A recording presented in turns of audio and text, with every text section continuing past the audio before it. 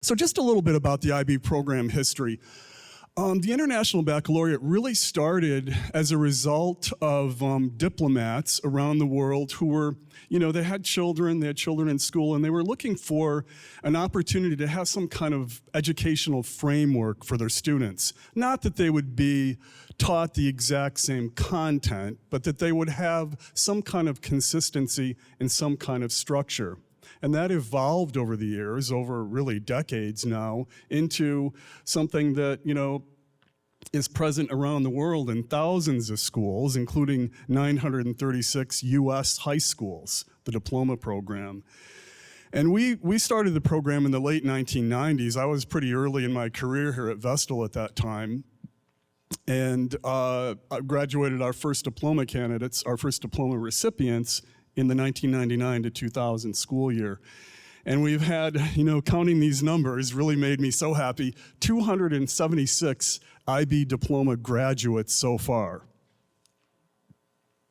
So, I always talk about, in English class, we need sometimes to define our terms and have a common language, even if we're going to be talking about literature. We might have different interpretations of that literature, but we need to have some kind of sense of the vocabulary of studying literature. So the International Baccalaureate itself is a curriculum in the sense that it is a specific set of interrelated courses that we offer here at Vestal High School, that schools around the world offer. And IB has a mission statement. I'm not going to read the whole thing to you, but I'm very happy about the couple of the things that I highlight there, particularly in that last sentence, encouraging students to become active, compassionate, and lifelong learners. And then I think even this last part I'm particularly proud of, who understand that other people with their differences can also be right. So, in a world that's increasingly complex, and the demands of careers someday are going to become more complex, we need to have citizens, we need to have students going out into the world who can work with others, who maybe have a very different background, who have a different come from a different culture. So the global aspect of IB is important in that way, and I like how simply that's stated at the end of the mission statement. Vestal Central School District's mission statement contains some of the same language. And again, some of the things I've highlighted up there are particularly relevant here. Critical thinking, lifelong learner, responsible contributing citizen in a changing global society.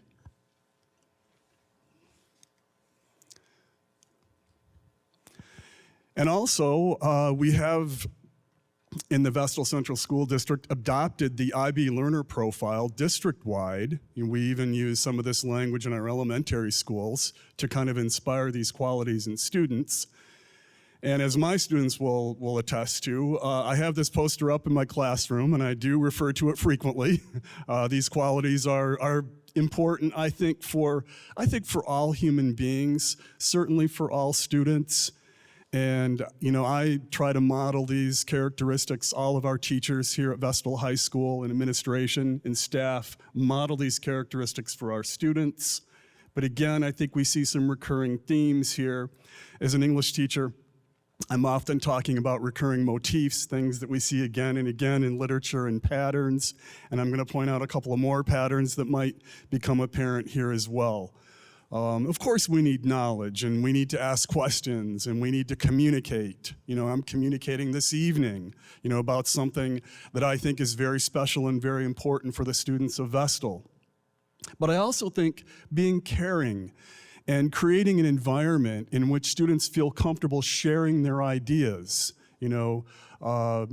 taking healthy risks with their thinking, and being able to feel comfortable in sharing those ideas and hearing and responding to ideas different from their own. I think it's interesting too, New York State is kind of revising its graduation pathways and changing some of its language, and I think not coincidentally aligning with the IB learner profile. They have published in some of the revisions for graduation pathways, what they call Portrait of a Graduate. And look at some of these qualities here: critical thinking, problem solving, literate across content areas, global citizen.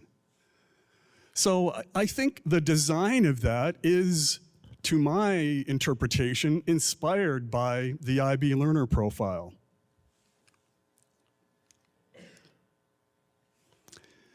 And when you look at some of the graduation requirements and the new standards, we're seeing some of the same language: critical thinking, effective communication, and again, global citizen. And this is a very recent update to the graduation measures initiative is going to be coming. I mean, I say soon, it'll be a few years, but once it gets adopted, it will happen very quickly in New York State. And I think these are good changes, very positive changes for our students.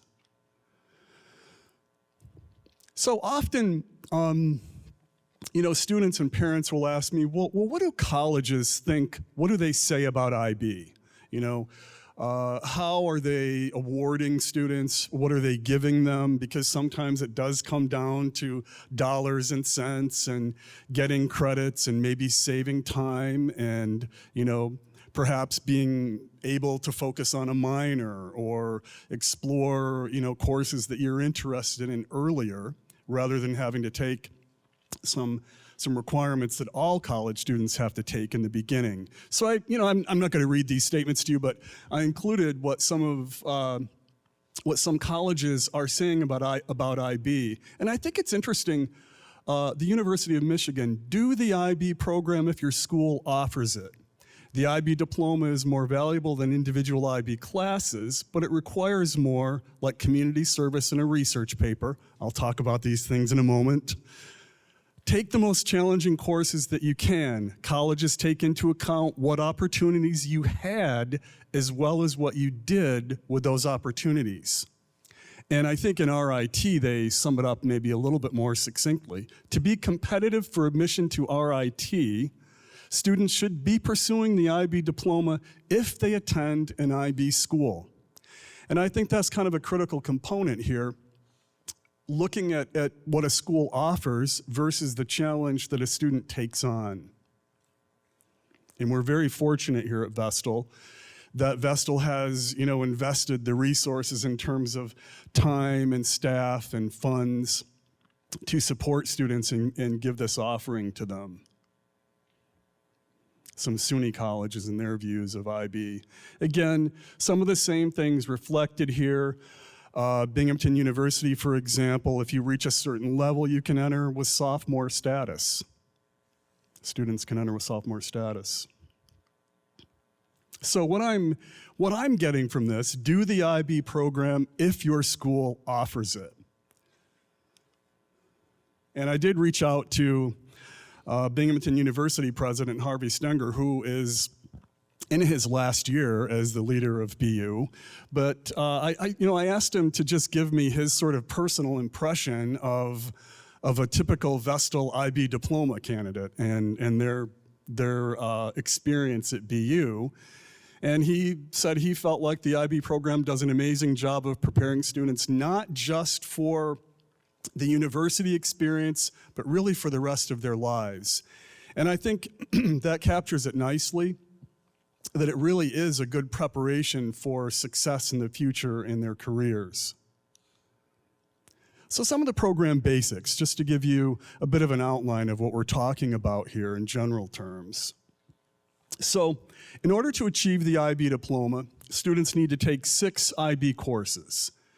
And these courses are composed of 2-year higher level or HL courses and mostly 1-year standard level or SL courses.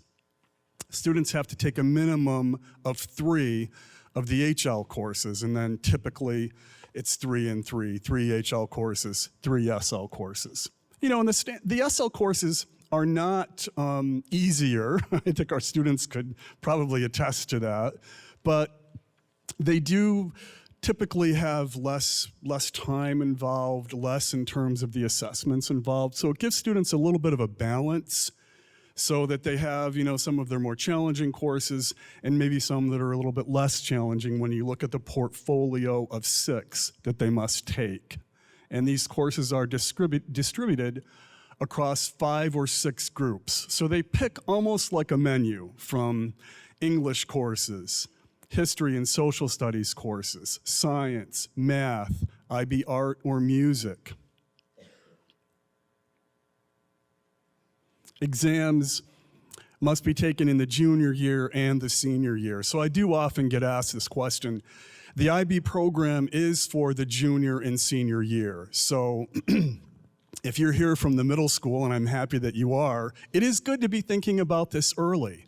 And to kind of have a long-range plan, even if this isn't something that will happen until the students are actually in their senior year. The preparation for that starts a little bit earlier. And as Mrs. Young said, students are welcome to take, 1 IB course, 2 IB courses, 3, the full IB diploma. So I think whatever is appropriate for their pathway, I would urge them to consider. The additional requirements beyond the 6 courses, there are 3. One of them is called a course, actually, called Theory of Knowledge, or TOK. And maybe some of our students will be able to talk to you about this when we have our student panel in a little bit. A very interesting course about acquiring knowledge and talking about knowledge in different contexts and having opportunities to ask all kinds of questions and have open-ended discussions in a course that really creates space for that, where we might not have time for that in another academic course where, the demands, of kind of keeping up with the daily work don't allow sometimes for that. But Theory of Knowledge, I think, I always call it our best kept secret. I feel like it's a great course for all high school students here at Vestal, even if they take no other IB courses. I think TOK is really that terrific, and they should consider that option. We schedule it in an innovative way. IB stipulates that TOK must be taught over the junior and senior year. And it's only a 1-year course, though, so how do you accomplish that? Well, we have it in the spring semester of the junior year and in the fall semester of the senior year. The second component is the extended essay, which is a 4,000-word research paper. And it sounds daunting, and it probably is a little bit, and our students will tell you that it is a lot of work, but students have a lot of time, they receive a lot of support, they have a school-appointed supervisor or mentor during that process, and the process plays out over the course of about 12 to 14 months between the junior and senior year. And I think the other key component is students may write about anything they want. We match it up to an IB subject area, but really they could pick a topic that is their, personal hobby or something very closely related to their interests. And we do often have students write, perhaps in sciences, if that's their passion, but also things like literature and dance and film and art. We've got a lot of options for the extended essay for students to explore their interests. The third component, in addition to the 6 courses, is called Creativity, Activity, and Service, otherwise known as CAS. I know there are a lot of acronyms, and I apologize for that. I was talking to students about this today. As an English teacher, I do like to be precise in the terms that I choose and the language I choose, and so I think, we do need to be clear sometimes when we're using lots of acronyms. But CAS is everything outside of a student's academic courses, and I think these are things Vestal students are involved in anyway. So they have hobbies, they have creative pursuits, they're members of clubs, they're using their creative skills in a number of ways. Activity is physical activity. IB wants students to be balanced and well-rounded, and they recognize the connection between the body and the mind and how important that is. So it doesn't have to be a school sport not something school sponsored necessarily. It could be, a personal fitness routine. It could be playing tennis. It could be walking. It could be running. And then finally, the service component is just what it sounds like. It's volunteering. It's helping out in the community. It's that picture I showed you in the beginning of those students working at Chow and helping out there for the less fortunate in our community. So students have a lot of opportunities and a lot of context to volunteer. And we provide a lot of opportunities, and we give them guidance in terms of some of the things that are out there and available to them. IB asks that for CAS, students journal about those experiences a little bit, and then they do complete a CAS project during the 2 years of the IB program as well. So a little bit more about theory of knowledge. I'd like to just characterize that a little bit more. There are some core themes, there are some optional themes, and then there are some areas of knowledge, which I guess I would call like the subject areas. The focus on asking why and how questions, and the class discussion format I think is really unique. It makes it very special. It's assessed through an essay and a presentation, so it isn't like it's something where there's, a lot of nightly homework and a lot of tests or quizzes or anything. So I think it's a really unique opportunity for students to explore questions they have. We talk all the time, I think, about student inquiry, but we don't always provide that time in our classes for students to really think about what questions they have. In my IB English class, what questions do you have about the literature? So I think TOK is very unique in that sense. Not my favorite part of it, but unfortunately there is a cost associated with both IB and AP exams with this advanced coursework. IB exams went up just this year for the first time, I think, in 7 or 8 years to $123. AP exams are $99 this year. But for those full IB diploma candidates, who are the students that are with us this evening, there's no additional fee for the extended essay or for theory of knowledge for those full diploma candidates. And the other thing is that students, in order to be eligible for the college credit, they must take the exam associated with the course in an IB course. That's true of our AP courses as well.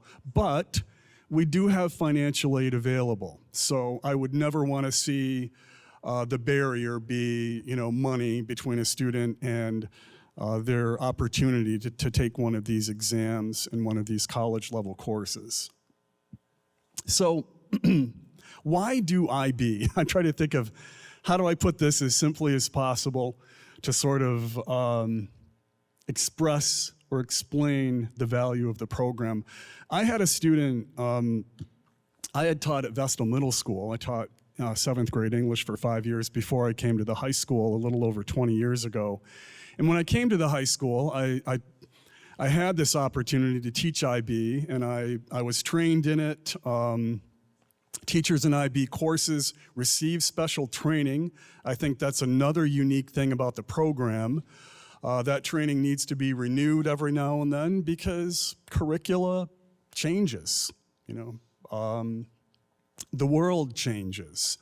Something like science could change by the minute. We have a lot of things going on where we really need to, as teachers, kind of be up to date and be looking into the future as well. But I had a student, the point of that was to talk about this being almost 20 years, well, it is 20 years ago now, David Noriega.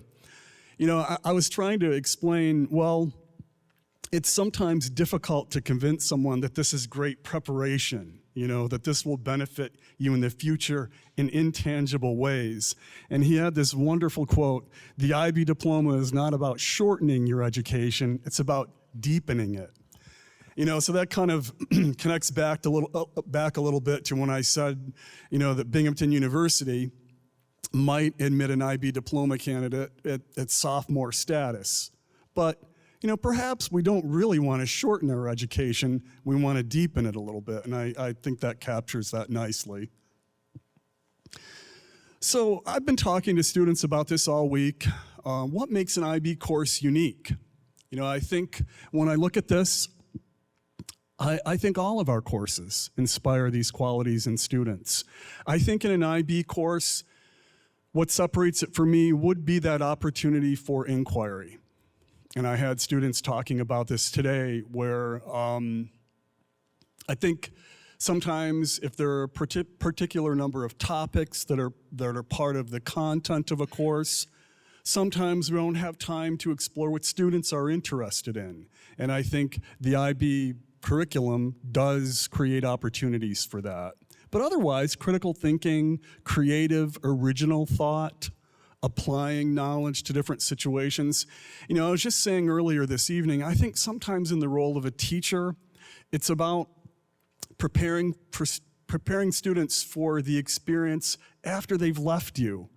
You know, and sometimes I'm kind of sad about that because we want to be needed, you know, as parents and teachers. But really, it's to prepare students to succeed without you. You know, when my students are studying a different piece of literature, you know, not the one I'm teaching right now, you know, that something they encounter in the future and being able to transfer those skills.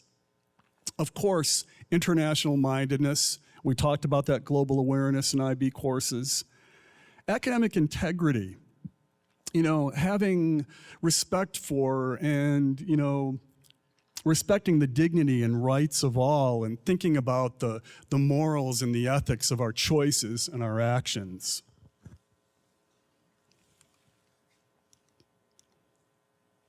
So a couple of words from former students of mine that I wanted to share with you this evening.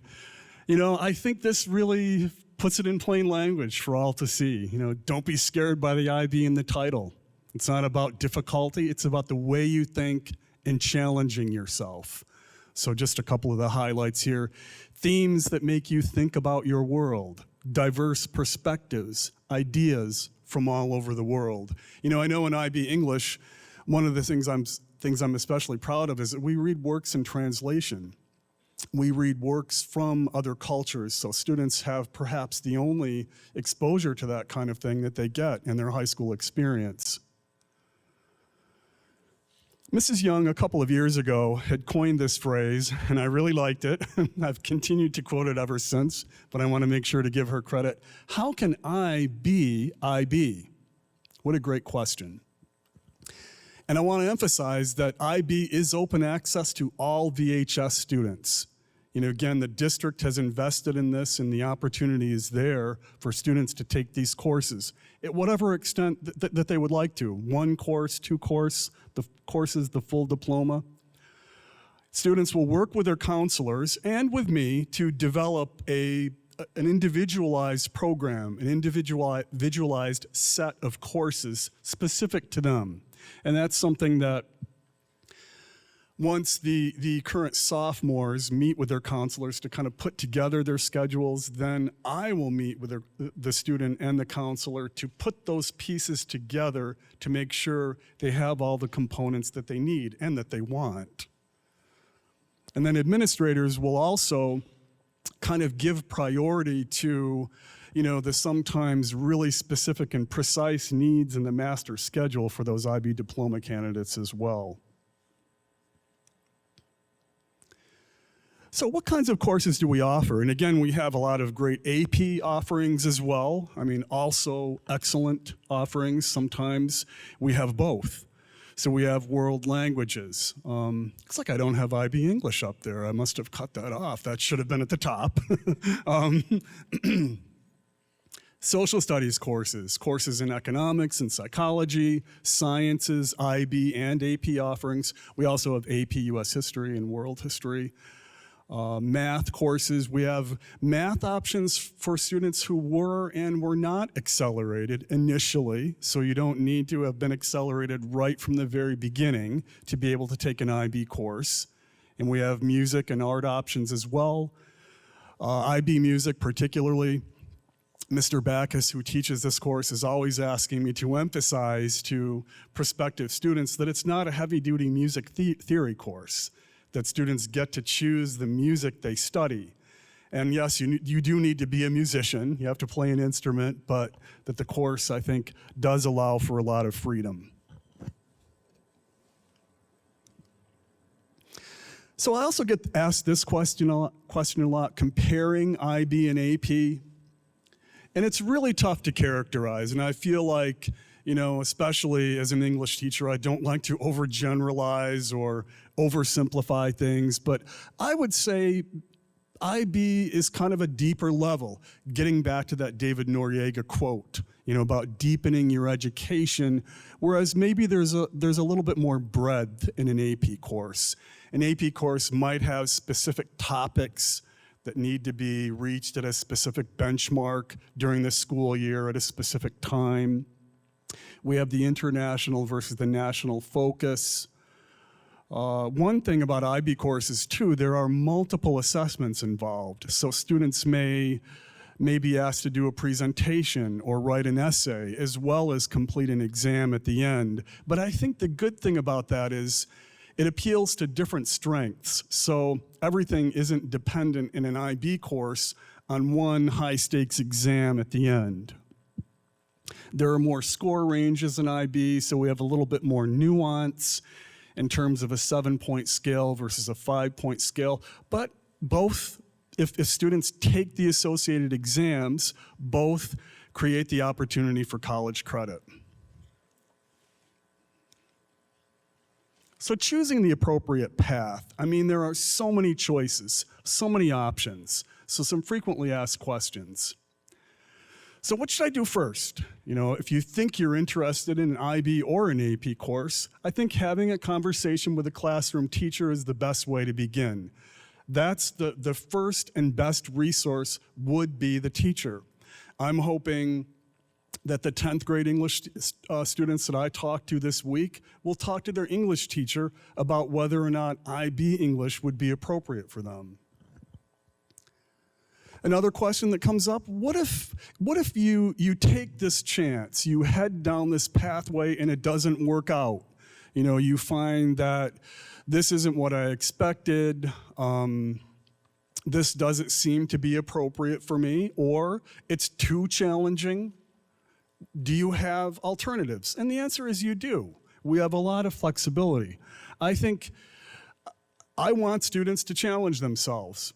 It's better to have done that and then pick another path than to have not known what you were capable of. So there is the opportunity to make a change if you need to, or to jump in at a little bit later point. May I take IB or AP courses if I'm not interested in pursuing the full diploma? Again, I can't repeat it enough. Students just take the number of courses that fits their individual goals, their individual plan for themselves, and the plan that they work out with their parents and that they talk about with their counselors and teachers. How much more homework is there in an IB course? Well, that gets asked a lot too.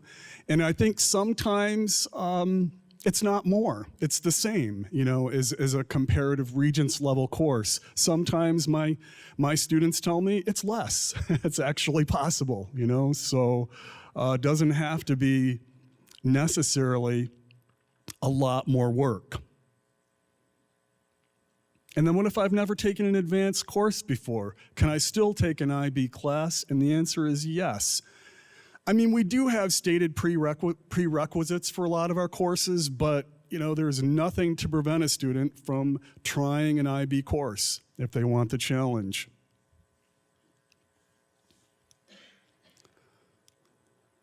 We also have here at Vestal the Scholar Certificate for students who perhaps don't pursue the full IB diploma but take a combination of 6 IB or AP courses. They will be recognized at graduation and on academic awards night with a special certificate. So, this is another pathway for students who perhaps, want a mixture of courses. They want, a bit of, I think the IB diploma provides variety, but sometimes depending on a student's needs or, their academic needs, they may want a mixture of IB and AP courses, and the Vestal Scholar Certificate is a way to be recognized for taking those courses. So what's the next step? That's what I would be wondering, as I get towards the end of my part of the presentation this evening. 8th and 9th graders should talk with their parents and they should talk with their school counselors and kind of make a plan. And 9th graders are doing that right now. And again, 10th graders will be doing that next year. And, they should consider taking an honors level, an IB, or an AP course during freshman or sophomore year. Remember, IB courses are only during the junior and senior year, but sometimes there are opportunities for other advanced courses even earlier. But to kind of test the waters. 10th graders, and again, I'm talking to 10th graders actually right now, this week. So IB information I'm currently giving to them in as much detail as I can. And the students will then meet in small groups with their counselors. And then eventually, if they're interested in the full IB diploma, I will meet with them as well, the student and the counselor, to put together their plan. So I'd like to welcome this evening, I have Carmen Van Ness, our IB Spanish teacher, is here this evening, and we'll tell you a little bit about IB Spanish. So thank you, Ms. Van Ness. Thanks so much. Good evening, everybody. Thanks for being here on this delightfully balmy evening. I teach Spanish 5 IB at the high school, and it's my second year teaching it. I was very enthusiastic about the program as a whole. Thinking back to my high school career, this would have been so cool. And I'm very, very envious of the fact that your students get to have the opportunity to partake in such a really in-depth program approaching interdisciplinary, cross-curricula, like lessons, life skills, and thought patterns. And it really is truly a unique program. And Vessel is so supportive of the program within the coursework. Specifically for my class, you do not need to be an IB candidate to take the course. Just as Mr. Dunham said, there's so many pathways for kids. It can be one course that they're interested in, something specific. It can be the whole IB program. But the classes themselves are able to actually do these deep dives into using the skills that average high schoolers can apply in their classes for such in-depth topics that are really, really unique to being able to think at a collegiate level and use the skills that they're doing to apply to real-world problem solving. So even though the classes do require a little bit more rigor, I could ask my students, I don't think I assign more homework than the average class. I think I assign a lot less because I require so much in-class thought-provoking experience. We demand a high level of rigor in class for Spanish speaking and communicating. But I just had the reward of having a student tell me the other day that I'm doing a very similar topic as Miss Drexler Smith, who's one of the English teachers for the IB program. And we're talking about the same thing, even though we're in 2 different classes, and I have her packet in my classroom of the indigenous poetry that they're going through, and I'm able to reference these things and just talk about such similar topics of the importance of linguistic knowledge, awareness, and these kids are coming to me saying, oh, we're learning about this in English, and seeing a kid getting excited about that and being able to apply what they're learning in two classes within this program is really, really unique as a teacher. It helps inspire me to make sure that I'm working with my colleagues to offer a really great experience, and it helps inspire the kids to recognize that, like, if learning can be applied to multiple classes, that's what I'm here for. It helps answer the why. So many times kids are asking, why should I be doing this? Why should this work apply? How is it important?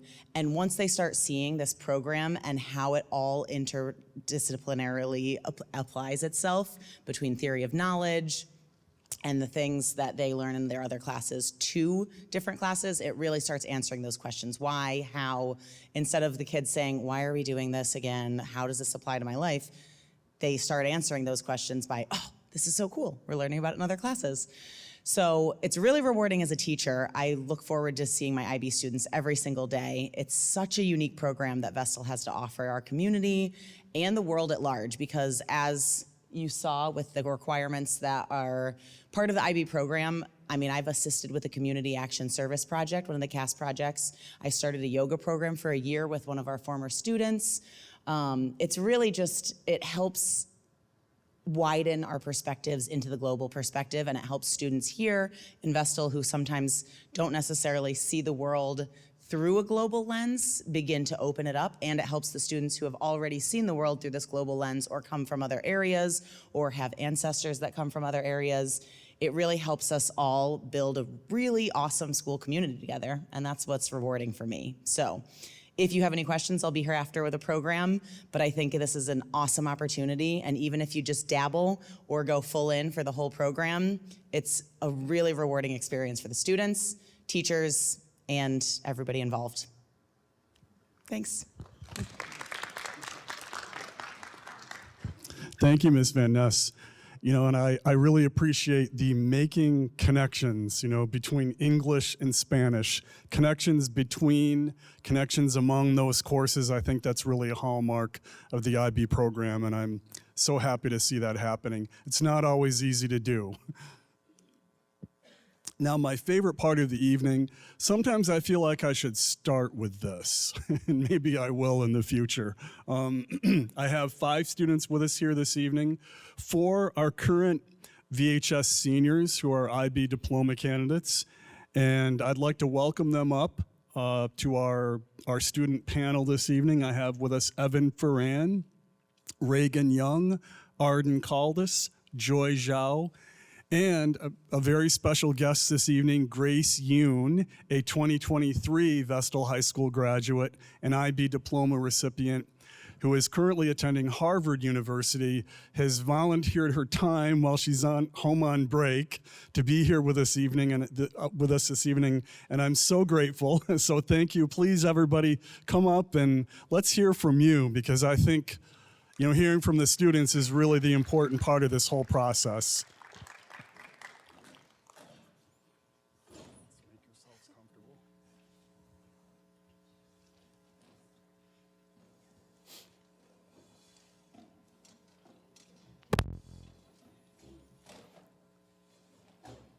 Okay, so I have a few questions, and I'll get us started by way of asking you a few things. And, you know, as many of you as want to answer, you don't have to answer every question, but if you'd like to share something, please feel free to do so, and then we will open it up to our audience at the end for any questions that you might have, either of me or of our student panel. But what a great opportunity this is to have them here and giving their time this evening. So could we talk a little bit about why you decided to do the full IB diploma?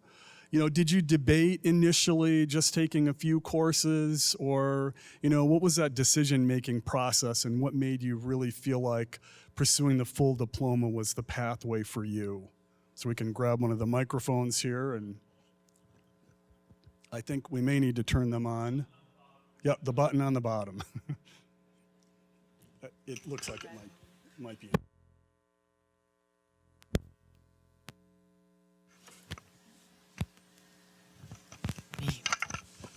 I don't want to get them too close.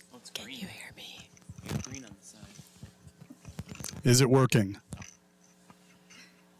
I'll give you. Hello. I was going to give you my microphone. Please stand by. We got technical difficulties. Hello. Oh, this one's Testing. working. Now we've got audio. Thank you. Thank you, Mr. Thank you to our technical support this evening from Mr. Dingman and Mr. Clements. Awesome. So originally I started out with doing 4 IB classes. I mostly started out doing these because they were the next step for me. When I was in middle school, I started doing advanced history and science, so I figured it was a good way just to keep going with it. There's really nowhere else to go than up, so I figured might as well take a couple more. And then I heard about the IB diploma program, and I figured, hey, I'll look it on a college. So I figured that's probably a good way to make myself stand out for that. So I took the extra couple courses to get the full diploma. So that's the initial reason why I joined. I ended up staying for the amount of depth we do with our programs. I was also similarly taking a lot of the classes that would offer IB exams initially, so I thought I might as well, because I was planning on taking the AP exams anyways, I might as well try for the IB diploma as well. Same with me. If I hadn't been taking the IB diploma, I'd just be a class or two short. So I decided just to go the full way. And we also had a family friend who attended an out-of-state college, and he was able to graduate early with it. And my parents really encouraged me to look into it and see if I was interested, especially since I've always dreamed of going out of state. Same thing with me. I think I was gonna take all the courses I needed to get the IB diploma anyway. And both of my sisters who graduated previously did the IB diploma, so I thought I might as well do it too. I actually always kind of wanted to do the IB diploma because I always knew I wanted to go to a specific school for college. And their website actually told me that the best way to present yourself to their admissions board was to do the IB diploma and take a lot of different IB classes. So that's why I did it. Thank you all. So let's talk about workload here a little bit, because I think that might be on the minds of prospective students and parents. I mean, are the academic requirements about what you expected, more or less? Could we say a little bit about that? Thanks. So in many cases, I've actually found the IB classes to be equal to a regular class in workload or even less. The thing I found the most different is that instead of a lot of frequent homeworks, we get larger projects to work on, either if it's a presentation or an essay or a group project. There's more larger projects that we take large chunks of time to work on. So it's very manageable, and I found that I'd say probably about 90% of my workload for those classes usually stays within the building. So I don't usually have a lot of homework as a result of my IB classes. So there's a very good balance there. Yeah, so similarly, for a lot of the IB exams, you have to do a project on top of the physical exam. So that definitely takes a little bit more time outside of classes, but the teachers here are very supportive. So I felt like my time was very well managed at the time. Yeah, I agree, and I don't think there's a lot more homework or coursework outside, like compared to regular courses, but I think the depth of the homework in the course you have to do is a lot more in-depth. It goes into more details, and it further explores the topics that you'd be going over in the standard level courses, and I also think that you have more independence when you take IB courses, and it's kind of similar to, I think, what I'll encounter in college, I'm assuming. I also think that for IB, we didn't get like a ton more homework than I would expect from a regular class. But for the internal assessments, those like were kind of the only thing that I felt like, I don't know, piled on work. But you get a lot of time to do it, and the teachers help you out. So I think it's very manageable. I actually struggled with the coursework and the workload originally when I started because I was really used to procrastinating and just doing it all the night before, and that was not something I could do when I started taking like IB chemistry. But I think once I took 2 classes and really realized they all builds upon each other and you just have to take time and work it out in chunks, it became a lot easier, which I think is the same in Regents courses. So I think they can be pretty comparable as long as you put in the amount of time that you should instead of waiting for the very last second to do it all. Thank you. Interesting, Arden, you brought up, that you feel like this work will be like what you will do in college. And since we have Grace here this evening, Grace, could you talk about that a little bit? I mean, how does your college workload and the expectations in your college courses compare to high school, compared to the IB and the AP coursework you did? Well, I think it actually feels like a lot less in college because we're only taking 5 classes comparatively to the 9 that we take in high school. But I think the way that the classes are structured, the more like independent studying approach you have to take for the IB diploma is more similar to like what a college workload would look like in comparison to maybe a Regents diploma. And Grace, did you find other IB diploma candidates at college? I mean, did you feel some sort of, kinship with them? I'm just curious if you run into any other IB diploma recipients.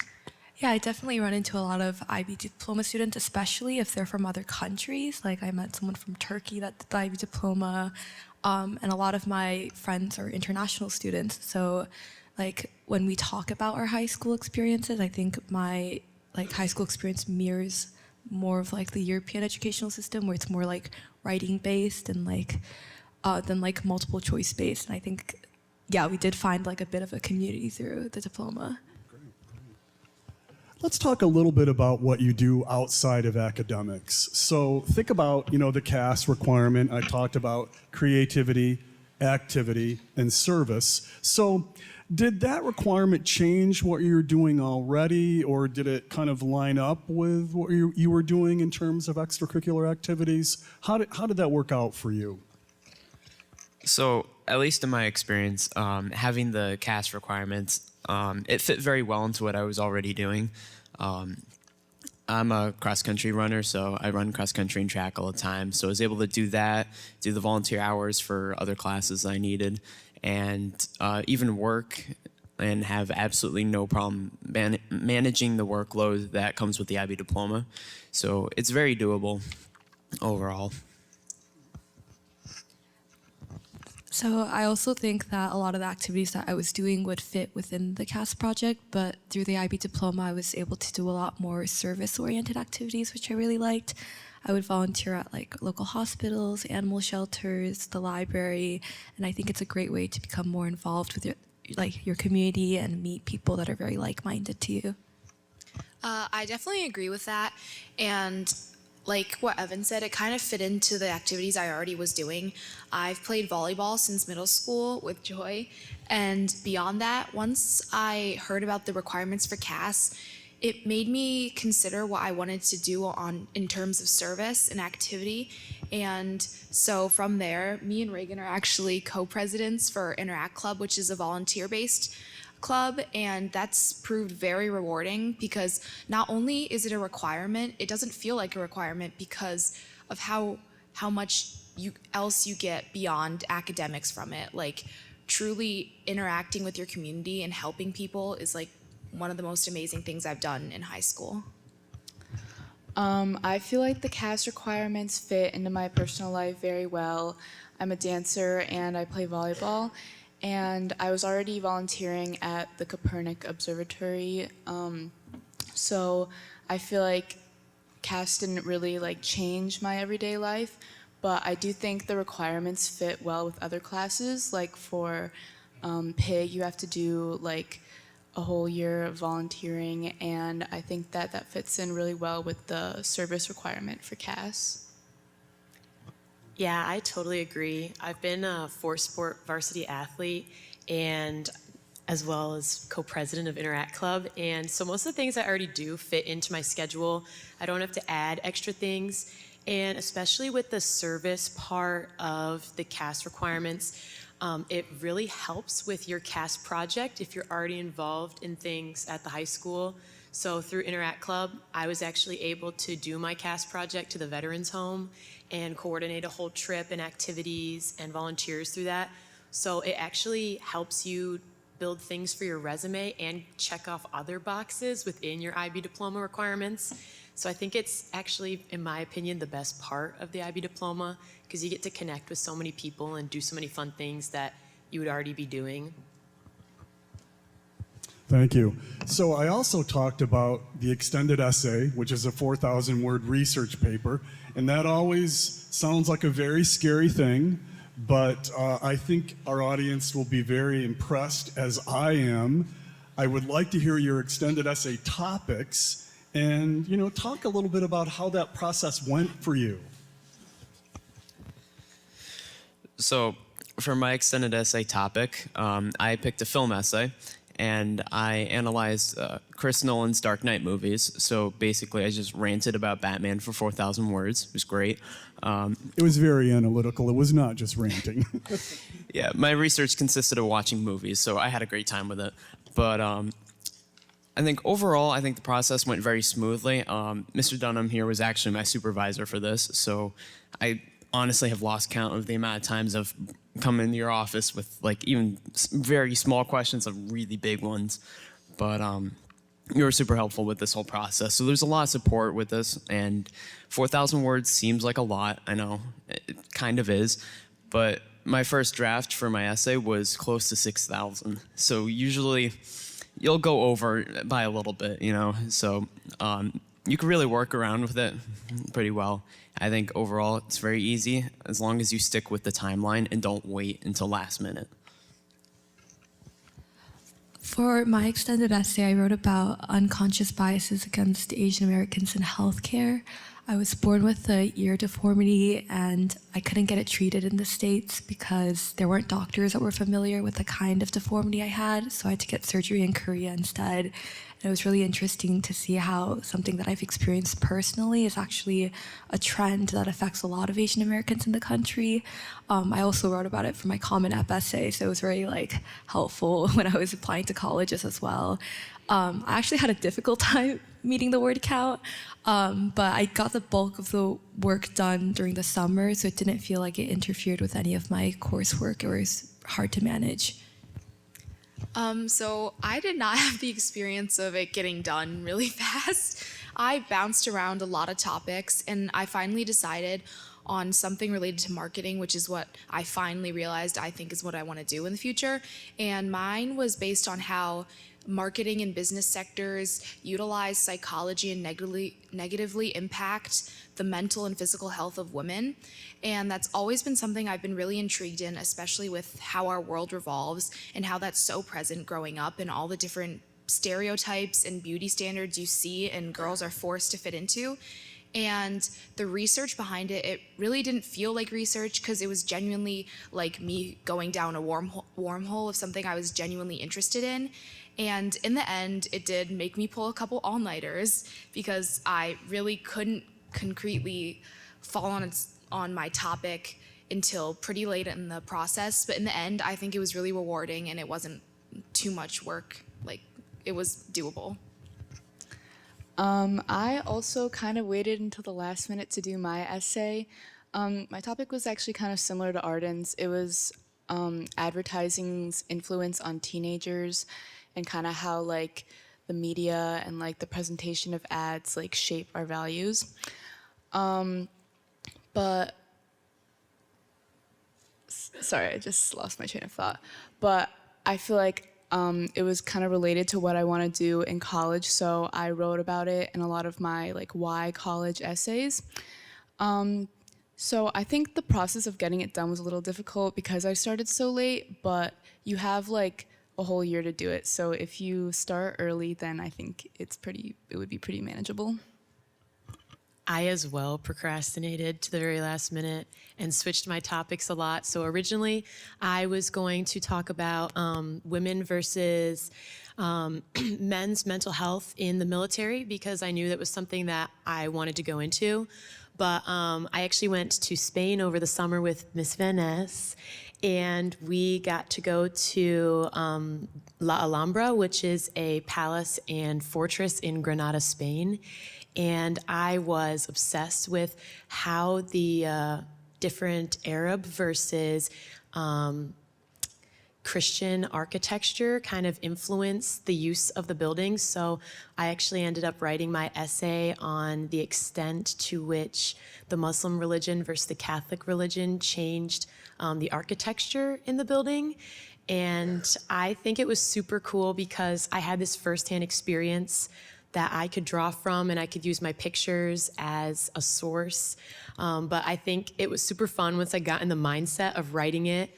I also had a hard time meeting the word count because I waited a long time, so don't do that. There's a lot of resources available. You have 2 years, but it's not bad if you just find something you're really interested in that you can really ramble about for a while. And they all did much more than just rambling, I assure you. I read them. So drawing from personal experience, exploring personal interests, what a great opportunity and what a variety of topics. And all of the things that you're involved in, you are all very busy. And Grace, you can even give us the university perspective on this. How do you manage your time? What kinds of strategies do you use to just get everything done? So in general, I usually just stick to getting work done either in class or in study halls and trying to keep it away from my personal life as much as I can. Because after a long day at school, all I want to do is really relax. And with sports and stuff like that, if I wait too long, it'll just build up. So the way I've always managed my time is by trying to make the most of the time that I have at school, where I can ask more questions that might help with the quality of my work, or talk to peers who might be able to just revise it a little bit or come up with some new ideas that I can incorporate. So I think time management is huge to the IB diploma program as a whole, especially when it comes to the extended essay. But oh, a little bit of feedback there. But yeah, I think time management is key to this diploma. For me, which I didn't do very well in high school and college, I've been trying to prioritize not getting burnt out because it can be very easy to when you're like overloaded with extracurriculars, coursework, the extended essay. Like putting aside time over the weekend for yourself is actually probably like the best way in which you can get the other work done over the course of the week at a much faster and like better quality way. And yeah, I think also sleep is very important, which I didn't stick to in high school either, but I would definitely recommend getting 8 hours of sleep. It's not worth like studying another 30 minutes in comparison to like getting another hour in bed. So prioritizing sleep, your alone time on top of your coursework is the most important thing, I think. I agree with all of that. And I think on top of that, going off of the burnout, like it's really real. And honestly, it doesn't just depend on how much coursework you're getting. It can Little static there. it can depend on just everything else piling up. And I think the best way is to just really manage your time. And even if you're not managing it, don't stress out and push the work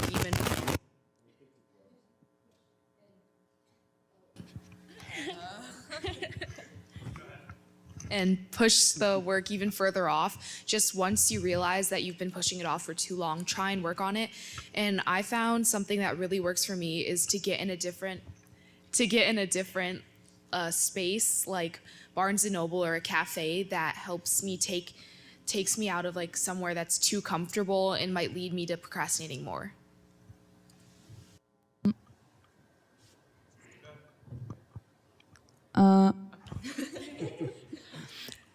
I don't really have the best time management. I struggle a lot because I play sports year-round pretty much every day of the week. But when I get home, I try and start my work as early as possible so that I don't have to stay up late or too late.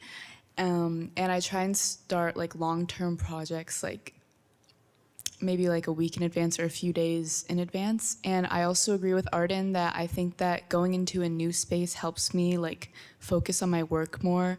Like when I work on my IAs or the extended essay, I always find myself going to like Starbucks or Barnes & Noble and like getting a drink, and I think it helps me focus on my work. Yeah, I would agree. I have practice every day of the year. Sometimes I have like play rehearsal on top of it.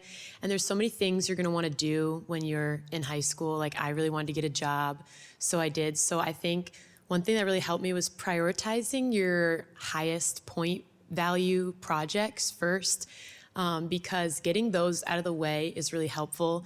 And like sometimes you do need to just prioritize your sleep, and you always want to set yourself up the most for success. So getting the closest ones that are worth the most amount, I think, done first really helped me get a lot of stress off my back, as well as sometimes, like, I know it's hard, but sometimes if you have a little bit of leeway with the due dates, just go hang out with your friends or step away from it. It doesn't need to be done right away. I think if you can take some time to just be a kid and enjoy yourself, like go to a basketball game, go in the den and hang out, go watch a movie with your friends, it's so beneficial because at the end of the day, you're doing all this to set yourself up for college possibly, but you also should enjoy your high school time, which is something this year I've really learned to prioritize my experience over sometimes just achieving this maybe even far-fetched goal, but it's definitely achievable if you just spend the time on things that are most important to you and making your priorities very clear. Thank you all. Does our audience have any questions for our students or for me?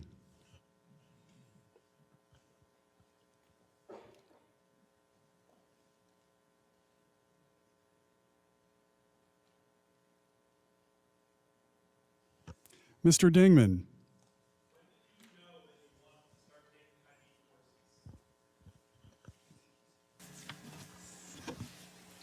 Well, I came to Vestal in 8th grade, halfway through the year, and I guess I knew I wanted to go to the Naval Academy for college. So that's really when I decided, when I found out that we actually had IB courses, because previously I had gone to Seton and they only offered maybe a handful of AP classes, so it just was never something I was experienced to.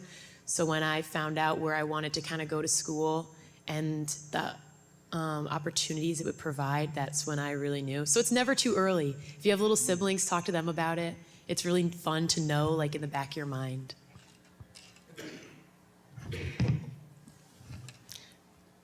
I think also when Mr. Dunham said, hey, the colleges will give you money if you do it, that was a big factor. Yep. Sometimes it does come down to dollars and cents. Anyone else? Any other questions?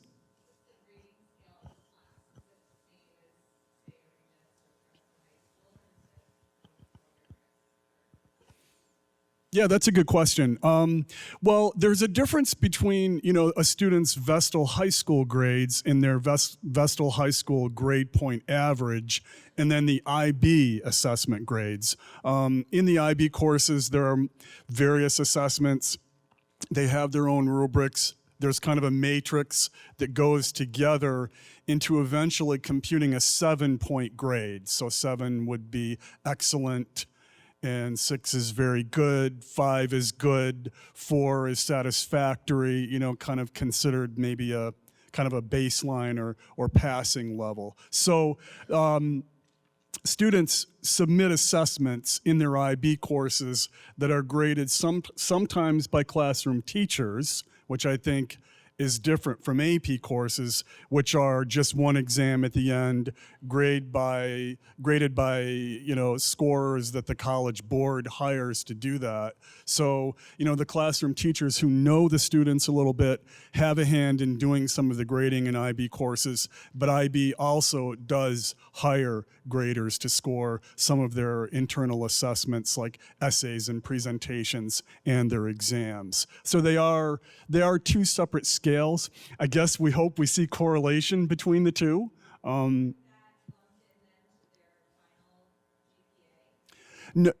No, their GPA, their grade point average would just be their grades on Vestal High School assignments. So for example, I teach IB English. I give assignments in class that I grade, and that goes into part of their, their 4-quarter grades and their grade point average. Then the IB assessments that the students do, that's something separate completely. Something to add? I was just going to say, to add on to that, for each IB class, we do get a little bit of weighting with the rigorousness of the course compared to others because of the fact that we're taking such a high-level course, and Vestal High School does take that into account, and that is reflected in a weighted versus unweighted GPA, which I'm not sure if that's what you're asking, but which most colleges ask for weighted, and it's on a 4-point scale, and the IB credits factor into that. And also for some courses, like in IB chemistry, she curves our grades so that they're a little bit higher to match the difficulty of the course. Also, TOK and History of the Americas, HODA, they're really great discussion-based classes. In TOK, I never have any homework other than a journal response, which is just writing about my thoughts on the class in one paragraph. So it's like an easy kind of A if you participate, and it's weighted like a college level class. So it's a great grade booster class for you with your overall curriculum. and it's really fun. And HODA is kind of the same way. We don't really have a lot of homework, and you learn about obscure kind of history topics you don't get to get regularly. So they're great grade boosters for not a ton of extra work, in my opinion. There are ways of achieving balance. You know, that's a good way to explain that or express that. Any other questions? Yes. Yeah, do any of the students take AP classes, and what's the difference? Because again, that gets asked a lot, and let's hear from the students. Yeah, so I take AP classes. I've taken them. Oh, that was a little loud. Sorry. I've taken AP classes both before and during the IB program.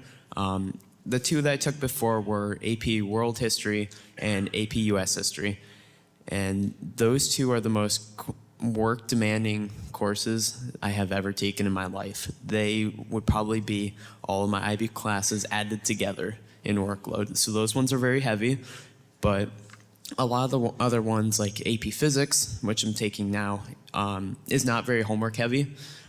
You do some labs and stuff like that, but those are maybe once a week. So certain ones are easier for AP and certain ones are much harder. For me, history classes have always been harder than science classes, so that is also probably a reason I don't like those ones as much. But there is a balance, and it's possible to do both. And you can take both tests at the end of the year. I took both tests for a lot of my classes. I would say that or for IB, you need a deeper understanding of the subject in comparison to AP. There's really no luck in IB, which is the issue. Like AP, you can get away with like knowing a baseline level of knowledge using context clues to figure out multiple choice questions or essay questions. IB, like it's either you know it or if you don't know it, and if you don't know it, you're going to struggle through the exam. Like I think comparing the scores I got, I like didn't study at all for like the AP specific material and only studied for the IB material. I still ended up getting a higher score on my AP exams in comparison to my IB exams. I agree with that too. And also, a lot of the courses here, there's AP/IB. Like for chemistry, it was AP/IB1. And then for physics, I've taken AP1/IBSL and AP2/IBHL. And for both of those, there's just been how if you're taking the IB test, you need to work a little bit further, a little bit beyond what you would do for AP. And there's a couple subtle nuances that are slightly different. Like for, in particular, like a singular topic, there's a certain IB way of thinking and an AP way of thinking that are very slightly different. And you can, in the end, if you take the course, you could take either test and probably pass. I've also taken both AP and IB courses, and I also agree that the IB is like a different way of thinking.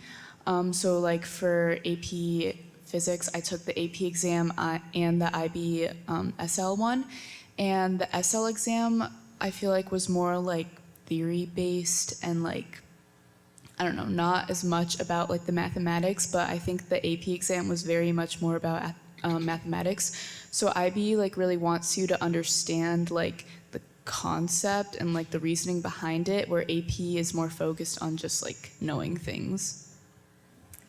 I also took AP and IB, and I think when it comes down to like a big difference in the tests is that IB is more of a free response based test, and so if you don't work well with multiple choice, which I don't, I think IB is a great alternative. I'm a big like elaboration person, so when I can write out my answer and kind of think through it while I'm saying what I want to say, I tend to score way better. And I've scored, excuse me, better on my IB exams than I have my AP exams. I took AP and IB Physics last year, and they both were pretty difficult, but I felt like the AP Physics one was they want you to know the exact answer the way that they wanted you to find it, in my opinion, versus IB, they wanted you to understand the whole concept and how to apply it to other subject areas. Yeah, I would agree that the main difference between the IB and the AP programs is that AP is the knowledge, IB is the application and what it means in a larger context. Very detailed answers, thank you. Nice. Any other questions? Yes.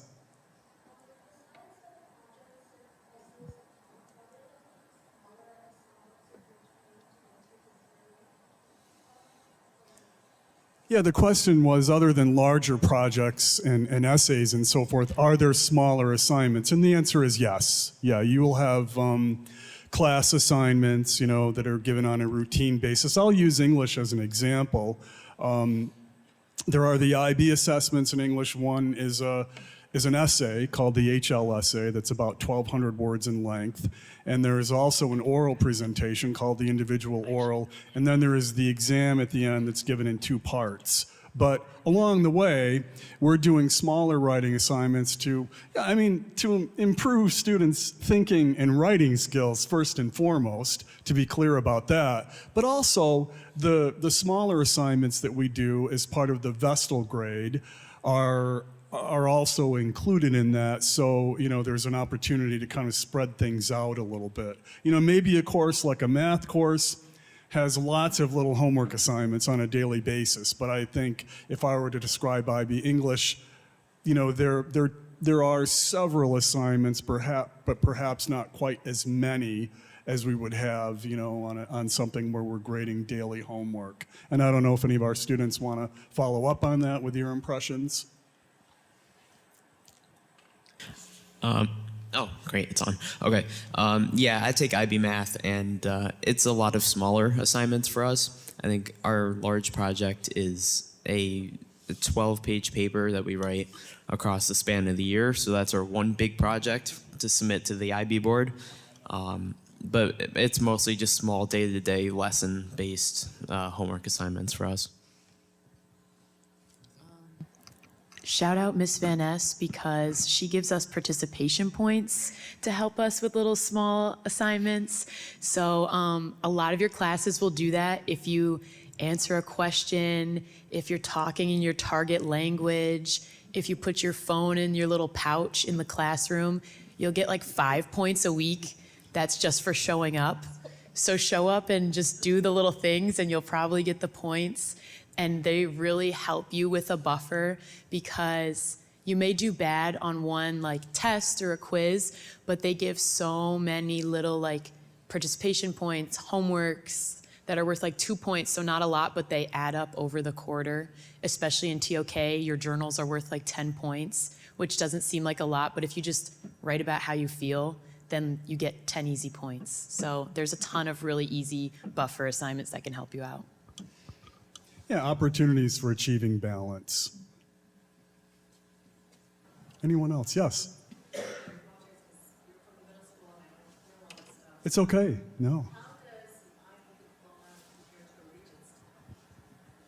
Yeah, I think an IB diploma, again, requires a certain number of courses, and students complete a variety of assessments, written, oral, and exams. And the IB diploma, and if I didn't say this already, I really need to say it, is the highest diploma that we offer here at Vestal High School. So that is reaching the absolute pinnacle in terms of challenge and, developing your critical thinking skills and the skills related to knowledge and all of those subjects. So I think it is at a higher level. I'm not saying that Regents courses aren't terrific, because they are. And, they're probably inspiring a lot of these same qualities that, a lot of these same requirements that we're talking about with IB. But the International Baccalaureate, again, is an internationally recognized program and a set of courses that work together that allow students to kind of do college level work in the high school. I don't know if that answers your question, or if anyone has anything to add to that to flesh that out a little bit. Yes. Yeah, please. So the Regents diploma is issued by New York State. So students have the choice of a Regents or an Advanced Regents diploma that they must work towards. So in addition to the Regents or the Advanced Regents diploma, they would be working towards that IB diploma as well. So it's above and beyond what New York State has to offer, but they have to get the Regents level for New York State purposes. This is above and beyond. You get both. Yeah. Yep. Thank you, Ms. Smith. Yes.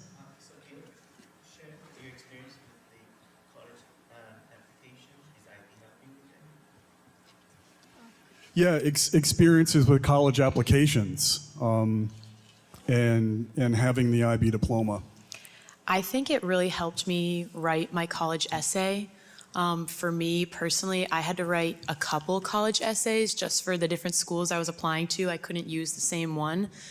So especially with the extended essay, having the being able to write it and having the experience with writing longer essays made me be able to produce something that I could have a teacher look over pretty quickly without having a ton of difficulty.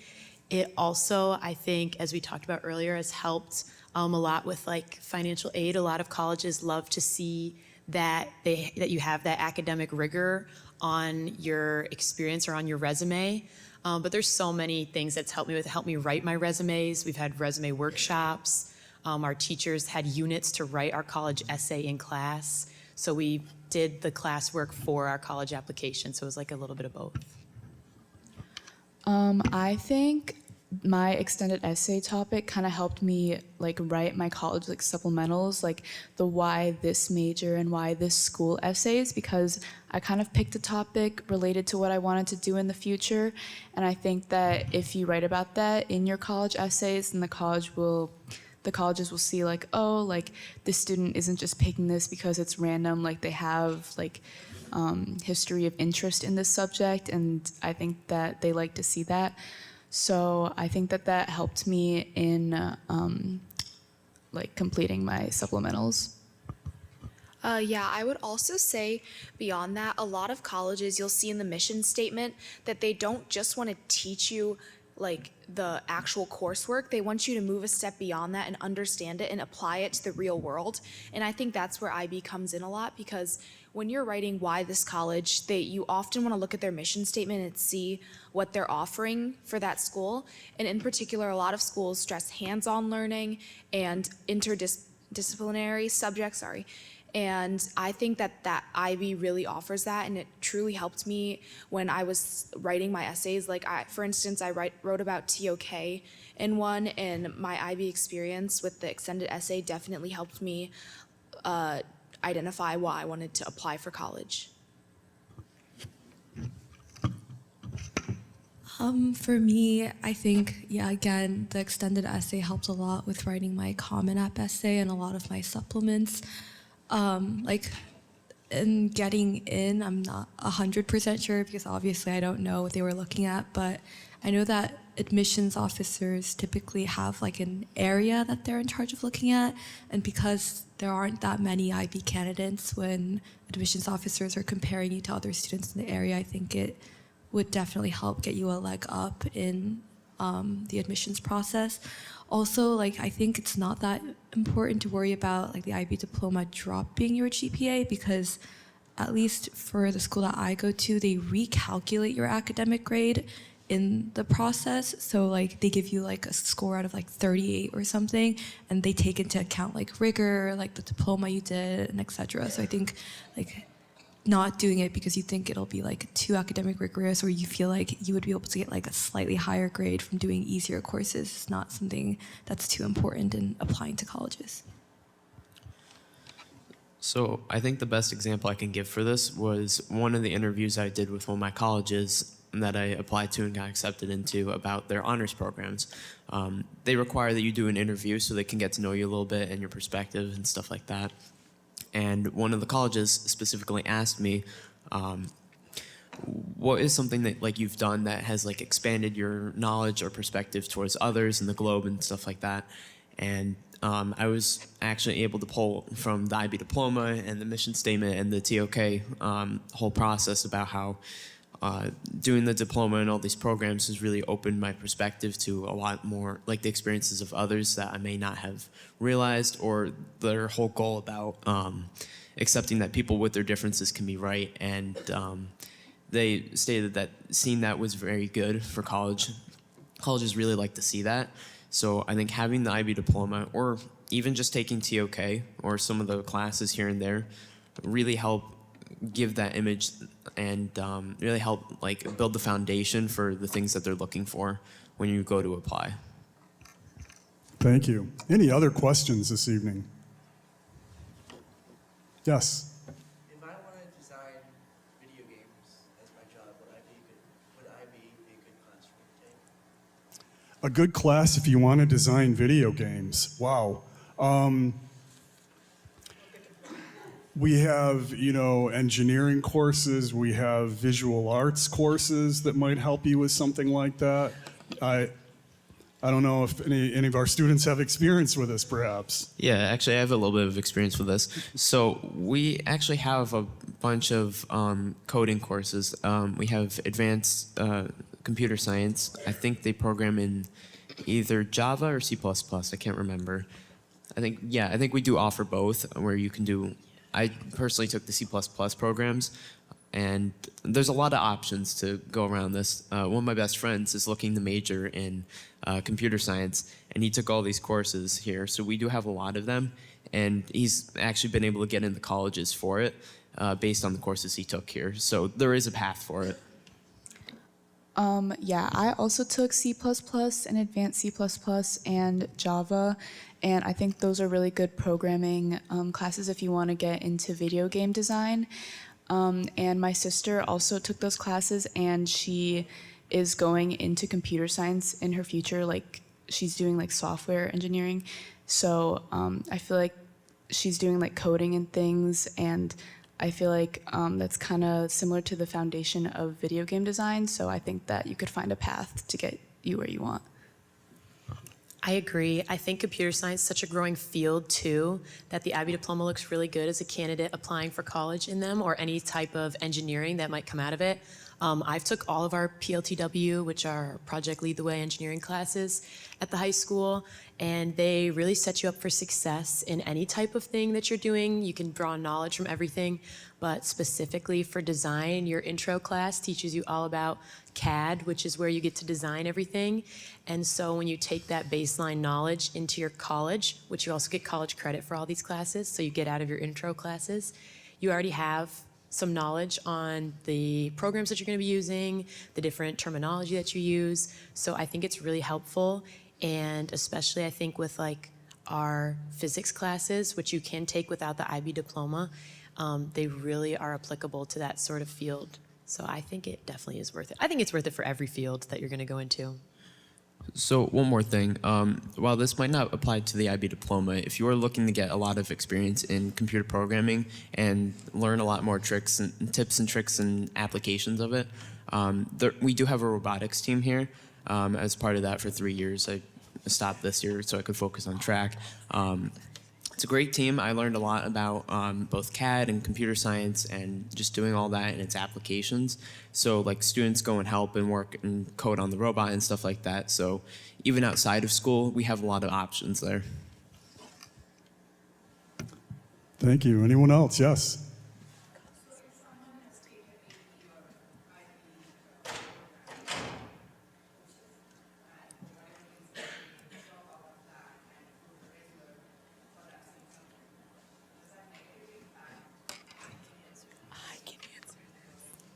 No, and that's a great question.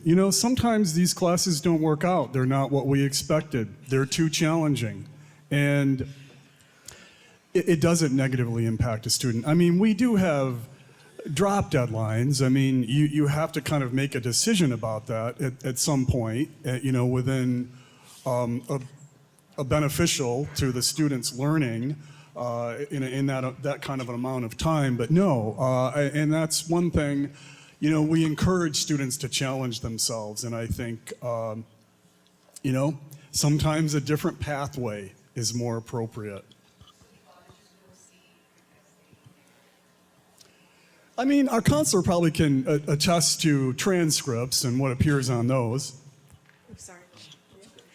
So depending on when a student drops any course, if it's after our 20-day drop deadline, it will show on a transcript as a W for withdraw. It's no different than a college level transcript when students try things. I think the benefit of trying things here at the high school is that it's a safe place to do that. And colleges will recognize that students are trying new things. And when we have college representatives come to the high school in March every year, we ask them this question: do you want kids to be in higher level courses and receiving lower grades than to be in a Regents level class and have 100? And their answer all the time is absolutely. Take the most rigorous program that you have. And within that, try things that you wouldn't have necessarily tried before. So some students might go out of their comfort level and try IB chemistry, and it's like, whoa, this is a huge step. And it might be a little bit scary, and it might be a little bit taxing. And so they might have a lower grade than what they would have expected in their, bio or Regents level chemistry. But that's what the colleges want to see. They want to see that they're stretching themselves. And if it's too much and they see a withdrawal, but the student has stick with maybe Regents chemistry and then gone on to physics, maybe they've gone back up to an AP level course later on down the road. So they're looking always for an upward trend. And depending on the student circumstance, we could talk about those situations in the student's letter of recommendation. Also, real quick, from the student, they won't be impacted. I dropped out of advanced math and did Regents level algebra 2, and then I went back to advanced math the next year, and that was completely the correct decision for me for that year, and I was not behind anybody else in my grade or in my class. So I think from the student, it won't impact them if they do take a year off to do something that's going to give them a little bit of a break or to not do another class. To add on to that, I did the exact same thing with the same course. I think the teacher's teaching style didn't really fit the way I learned, and it wasn't working for me, so I switched and I withdrew from the class and moved on to the regular Regents level. And with that teacher, I really felt like I understood the concepts more, and I moved back up to IB level math the next year, and I think it seamlessly transitioned, and there wasn't really a gap of learning or anything. Yes.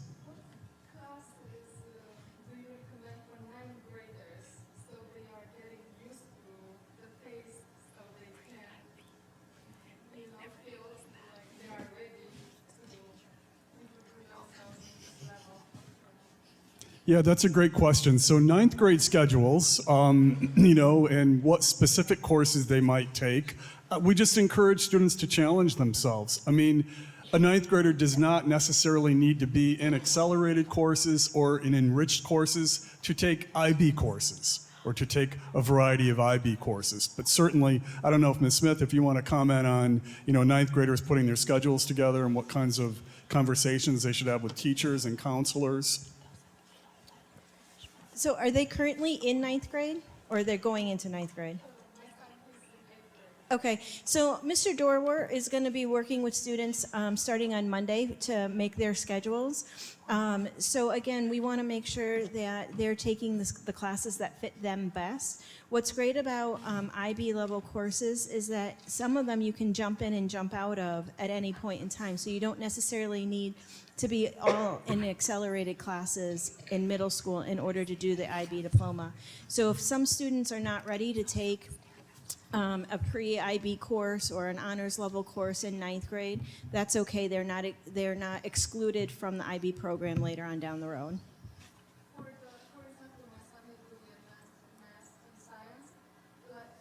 Which class would be the most fitted to the level So coming from? if he's already in advanced math, so he's going to come here and he's going to do geometry. And that could be geometry SP, or it could be Regents level geometry, depending on where those grades are at. And if he's doing earth science right now at the middle school, he's going to come here and do biology. There's no choice. All right, well, I want to thank our students for giving us their time this evening. I so appreciate your perspectives, and thank you all for coming on this cold evening and getting some additional information. And please don't hesitate to reach out. My email address is in the handout I gave you this evening, or give me a call. The phone number is in there as well, or our counselors would always be happy to talk about students' future plans and their schedules coming together and having them challenge themselves. But thank you so much for coming this evening. I really appreciate it. She has one more question. One more question. I'm sorry.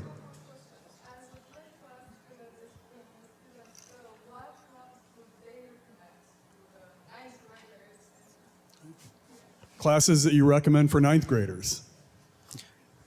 Well, if you're going to look at the IB diploma specifically, or IB classes in the future, any of our pre-AP classes are a great introduction to a harder course load. Since the AP and IB ones are fairly similar, these kind of pre-AP ones are helpful.